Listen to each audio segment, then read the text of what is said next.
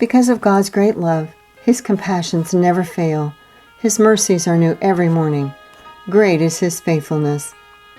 In 1 Samuel is a story of a woman named Abigail, who was beautiful and intelligent. Her husband was Nabal, who was arrogant, domineering, and mean in his dealings.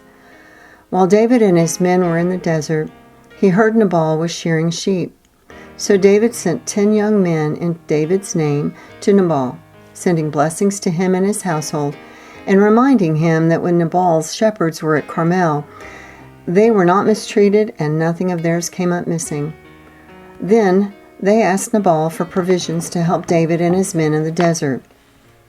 Nabal answered David's servants with contempt, questioning, "Who was this David?" saying, "Many servants are breaking away from their masters these days," and refusing to give his bread, water, and meat to, quote, "men coming from who knows where," close quote. David's men returned to David and told him everything Nabal said. David told his men put on their swords and left for a confrontation with Nabal. One of the servants told Abigail, Nabal's wife, all the insults Nabal hurled at them. He said, "Abigail, please do something so disaster would not come over everyone in our households." Without delay, Abigail loaded a large amount of provisions on donkeys and went with them in hopes they would meet David before David reached them.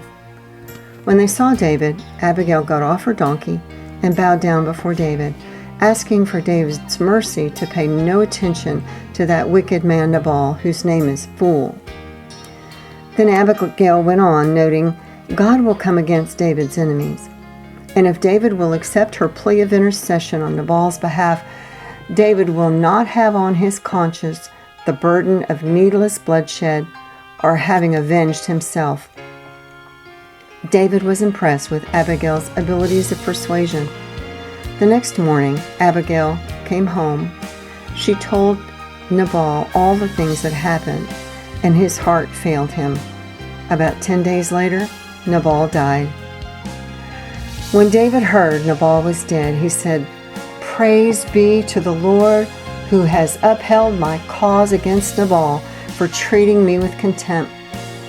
He has kept his servant from doing wrong and brought Nabal's wrongdoing down on his own head."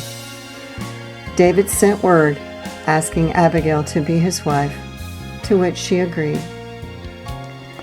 Blessed are the peacemakers, for they will be called children of God. Thank you, Lord, for this day and every blessing in it.